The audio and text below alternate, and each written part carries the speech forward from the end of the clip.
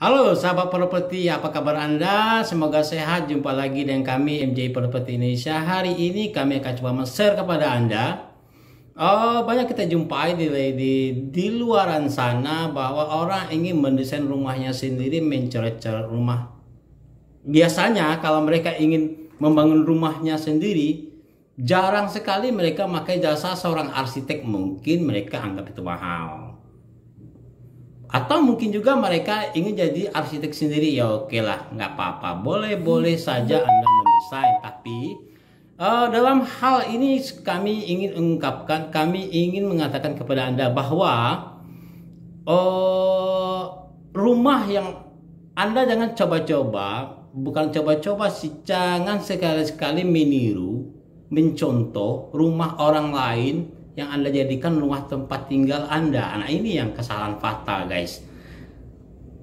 Apakah salah menurut undang-undang? Juga nggak salah, boleh-boleh aja. Tapi sesuaikan rumah yang Anda desain, yang Anda inginkan itu dengan karakter manusia. Makanya di sini saya akan membicarakan karakter kita manusia, karakter kita, profesi, agama, ras, suku itu mempengaruhi kepada sifat ruangan itu sendiri. Nah, oke, contohnya begini. Kalau profesi saya sebagai seorang arsitek, maka rumah saya butuh ruang studio khusus untuk membuat berkarya sebagai seorang arsitek. Atau saya sebagai seorang penyiar radio, maka saya butuh ruang studio khusus untuk penyiaran radio. Atau saya profesi sebagai seorang dokter, maka saya butuh ruangan praktek dokter di rumah itu sendiri. Dan bagaimana kalau dengan Anda yang profesinya misalnya pedagang? Nah, kalau pedagang, Anda mungkin butuh ruangan toko, warung, atau Anda Anda hanya butuh profesi Anda hanya karyawan swasta. Anak-anak Anda masih anak-anak taruh dua, hanya butuh ruangan masih kecil-kecil. Istri Anda uh, bukan pegawai atau bukan karyawan atau bukan pebisnis, dia ikut suami. Artinya rumah Anda hanya butuh ruangan sederhana saja, ruangan tempat tidur, ruang tamu, ruangan keluarga, dapur, ruang makan, itu aja. Jadi sesuaikan karakter, sifat, suku dan ras.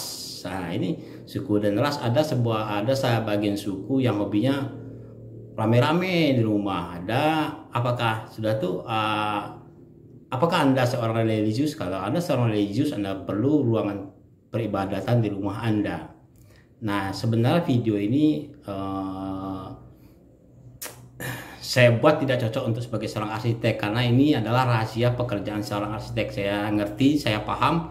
Kalau Anda seorang arsitek, inilah dasar-dasar ilmunya. Oke. Mohon maaf kepada rekan-rekan arsitek, saya buka sedikit ilmu Anda. Enggak apa-apa, kita share ilmu. Ya, yang penting ada pahalanya. Oke, untuk bagaimana mengidentifikasi masalah ruangan sehingga sesuai dengan kebutuhan Anda, ya ikuti terus video berikut ini. Oke guys, tapi jangan lupa kalau video ini Anda sukai, subscribe dan share. Tapi kalau Anda belum suka, ya subscribe dan share aja ke teman-teman Anda yang mungkin butuh informasi berikut ini. Oke, ikut terus video berikut ini. Oke, sahabat properti, kita coba sekarang cara atau langkah awal mendesain suatu gambar bangunan. Oke, saya anggap Anda orang awam. Ini khusus video ini bukan untuk seorang arsitek atau ahli bangunan. Ini hanya untuk orang awam.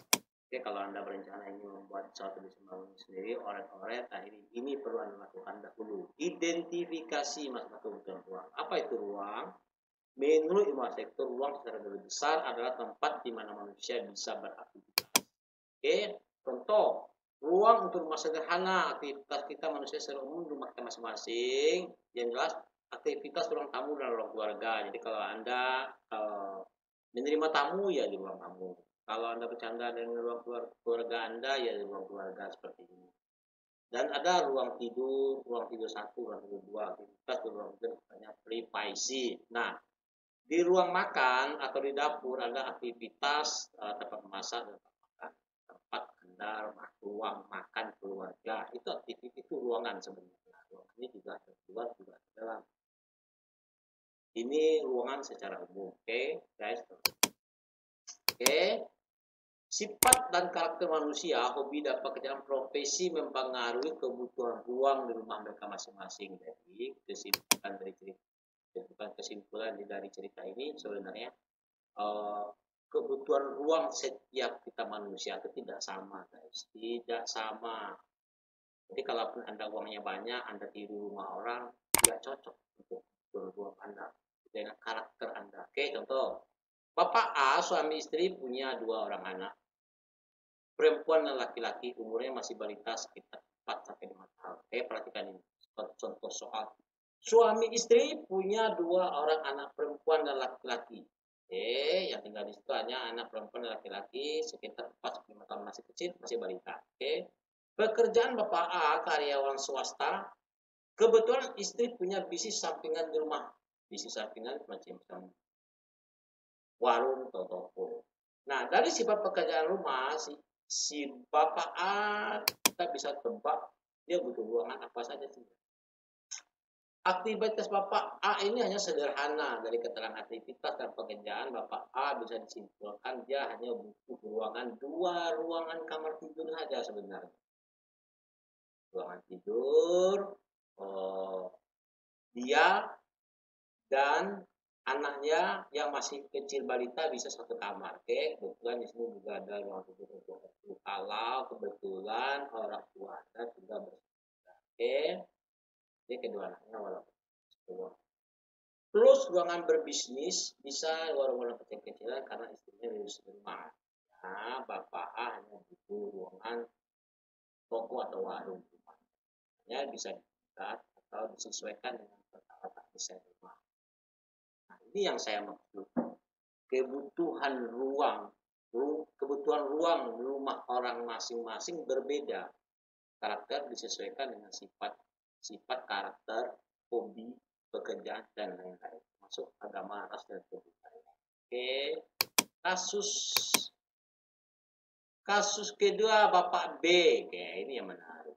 Bapak B profesi dokter, hobi olahraga tenis meja, istri sering aktif di kegiatan sosial, punya dua orang anak, pria dan wanita yang sudah remaja anak.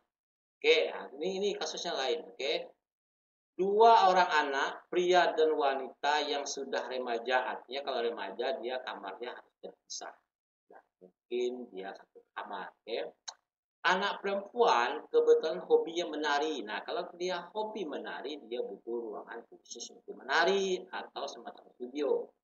Anak laki-laki hobi main game online. Nah, kalau dia main game online, dia mungkin kamar dia sendiri khusus untuk kegiatan. Oke. Di rumah tersebut juga ada keluarga lain yang ikut serta. Seperti ibu, B yang sudah tua. Oke. Oke, sahabat tertentu. Kita bedah kasus di atas. Jadi kegiatan profesi Bapak B ruangan sebagai berikut. Bapak B hanya butuh ruangan praktek dokter karena profesinya dokter. Kalau kalau si dokter tempat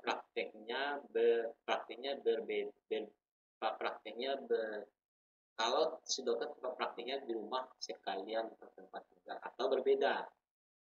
Butuh ruangan khusus, istri dokter khusus tempat khusus. Kebetulan istri dokter ini adalah punya kegiatan sosial, maka dia juga butuh ruang khusus tempat dia bercengkrama atau tempat arisan. Oke, anak-anak yang sudah mulai remaja masing-masing butuh kamar sendiri karena mulai remaja. Oke, lain hobi. Butuh ruang khusus tempat latihan menari karena anak perempuan menari. Tersebut juga tinggal di tua atau bapak maka butuh bapak mertua. Ini kasih metode. Oke. Nah, karena dia praktek dokter di tempat tinggal, maka dia butuh ruang praktek. Ada apotek kecil, ada ruang inap kalau memang butuh ruang inap. Itu ada ruang tidur untuk mereka, ada ruang tamu khusus untuk tamu-tamu mereka, tamu pribadi juga ada ruang kamar tidur lagi, kamar tidur dan ruang tidur. Oke, dan kamar mandi khusus. Ini yang dinamakan aktivitas. Aktivitas inilah yang yang timbul ruang. Contoh sederhana, karena dia butuh, karena profesi seorang dokter, dia butuh ruang praktek. Nah, gitu dong. Itu guys. Berbeda dengan Bapak B tadi, dia karyawan swasta, dia tidak butuh apa-apa di rumahnya, ya hanya istirahat. Kecuali ibunya, istrinya, kebetulan profesinya sebagai seorang pedagang kecil-kecilan di rumah, maka dia butuh ruang khusus untuk berdagang. Oke. Nah, selanjutnya apabila itu sudah diidentifikasi masalah ruangan, Anda bisa coret-coret nih seperti ini. Selanjutnya disesuaikan site tanah yang akan dibangun dengan peletakan tanah dan site. Contoh, lokasi tanah Anda persegi panjang ke samping, maka sesuaikan dengan persegi ke samping dan ke belakang. Selanjutnya, kalau lokasi tanah persegi belakang, sesuaikan dengan ke belakang. Oke, kita lanjut ke session kedua. Halo sahabat properti, bagaimana hasil presentasi seperti tadi, sesederhana itu? Tapi guys, begini, yang saya presentasikan tadi adalah sederhana cara mendesain. Tapi kalau Anda ingin membangun rumah untuk tempat tinggal Anda yang orientasinya lama Anda tempat tinggali, nyaman,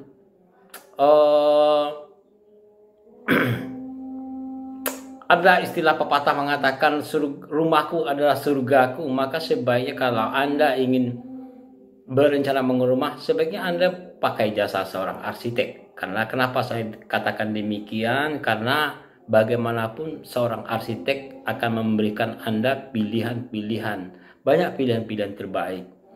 Seorang arsitek yang ahli dalam hal merancang bangunan, nanti Anda akan diarahkan mulai dari desain, banyak pilihan desain, atau anggaran biaya, konstruksinya seperti apa, bagaimana mengaplikasikan desain yang ada ke lapangan, kayak yang sebenarnya di lapangannya real. Nah, itu butuh ilmu seorang arsitek. Saya yakin kalau Anda orang awam, desainnya bagus, tapi pengaplikasian di lapangan akan berantakan karena Anda tidak punya ilmu tentang hal itu. Dalam hal ini banyak kebetulan saya seorang arsitek. Kalau Anda memang butuh bantuan desain, masalah konstruksi, masalah hitung RAB, kesulitan dalam mengaplikasikannya ke dalam bentuk lapangan, Anda bisa hubungi kami. Kebetulan kami dan tim ahli di bidang itu nanti kami akan kasih linknya kepada Anda. Oke guys, semoga Anda selalu berbahagia dan share video ini ke teman-teman Anda. Subscribe, barangkali mereka butuh info-info tentang dunia konstruksi dan dunia arsitektur. Oke, selamat siang. Assalamualaikum warahmatullahi wabarakatuh.